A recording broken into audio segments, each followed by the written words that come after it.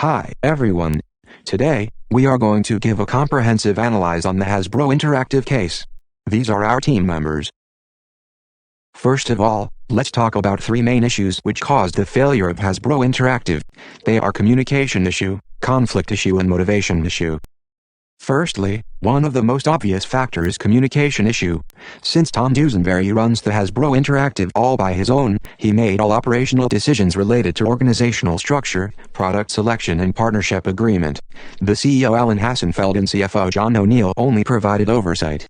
Moreover, Hasbro Interactive followed Hasbro's annual planning and review cycle without significant interaction with other division.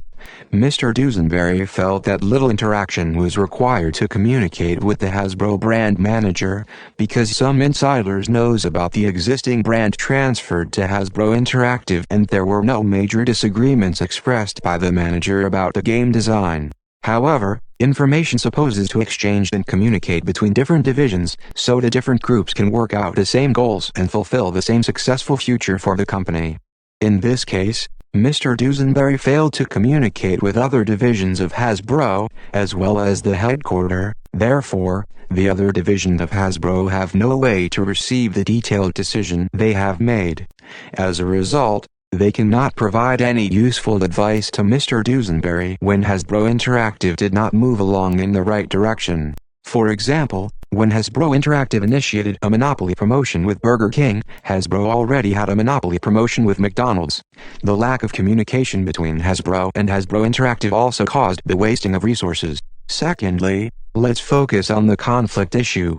Since Mr. Dusenberry's CFO had little time left to manage Hasbro Interactive's financial monitoring system, Jackie Daya, a financial executive, was hired to fix up the financial problems.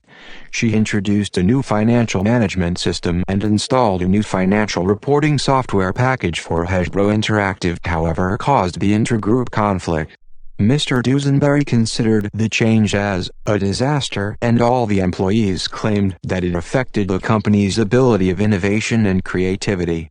The conflict between Ms. Daya and Hasbro Interactive reduced the enthusiasm in the working environment and had a negative effect on the team effort and performance. Last but not the least, we will discuss the motivation issue happened in Hasbro Interactive. To talk about motivation, goal setting is a very important factor which involves the development of an action plan designed to motivate and guide a person or group toward a goal. If goals are reachable and accepted by a person, it will improve the performance. Otherwise, people will lose their motivation and show lower performance. Early in 1999, Mr. Dusenberry wanted to achieve $1 billion in revenues within 3 years without a multi-year plan, and obviously this goal is too hard to reach. It leads many employees to feeling huge pressure and losing motivation. Also, Hasbro Interactive's development team missed deadlines and exceeded initial cost projection on some products. They even missed the crucial holiday season for some new products. The employees could not finish their work before the deadline due to the exorbitant goal, and it made them lose confidence of their professional skills and expertise. After Hasbro Interactive lost $74 million in 1999, Mr. Dusenberry still told his employee that this was a good investment in the future of division. However, continuingly bad performance of company and too many impractical promise made employees lose confidence of company. When they concern about the job security, they began to lose motivation. Besides, Mr. Dusenberry hired some experts from outside of the company. This action made some employees feel their careers were threatened and they lost the opportunity to develop or get training their abilities at the same time. Lower job satisfaction leads to lower motivation of working. Analysis. In the view of the Big Five personality model, Tom Dusenberry is extroversion as he is good at activating other enthusiasm for futuristic ideas, and he is optimism on the prediction of the future results. On the other hand, this personality made him aggressive on making decisions and also made him very ambitious.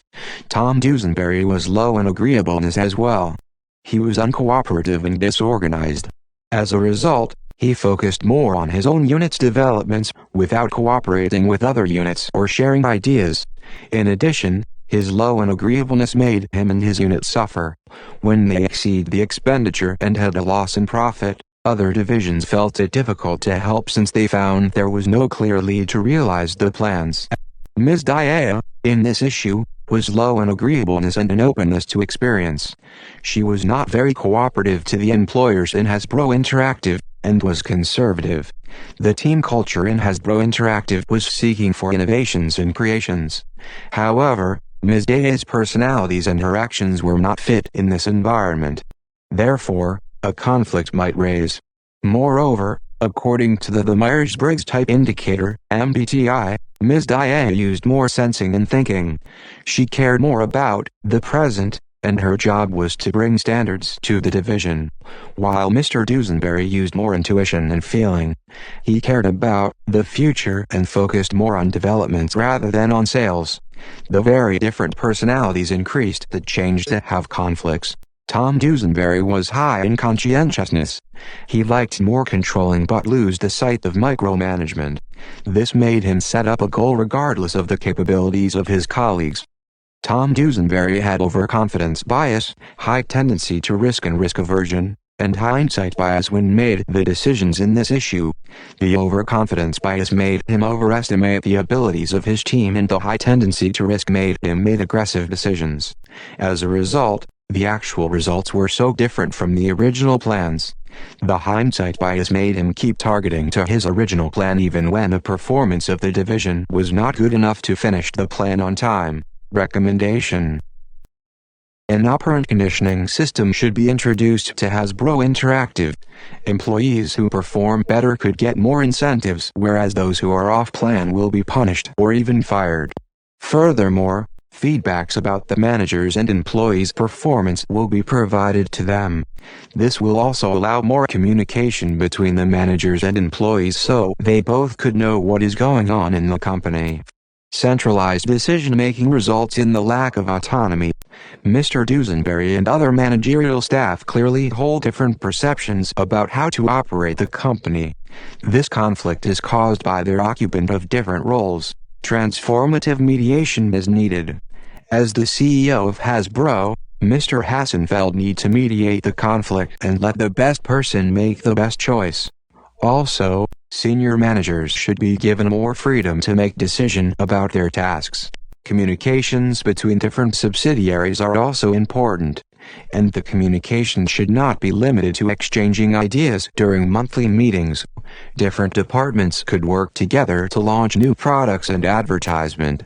Collaborating may help save a lot of money and effort, as well as turning cannibalization into promotion to each other. For example, when a new computer game is launched, binding sales of traditional toys relevant may be profitable.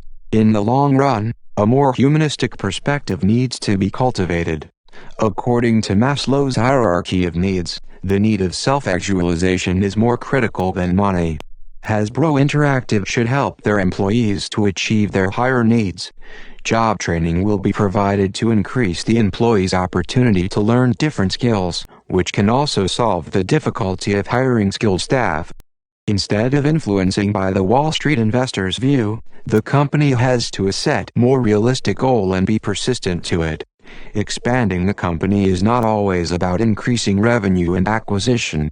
Hasbro needs a long-term strategic plan to build up its brand, core competence and key product.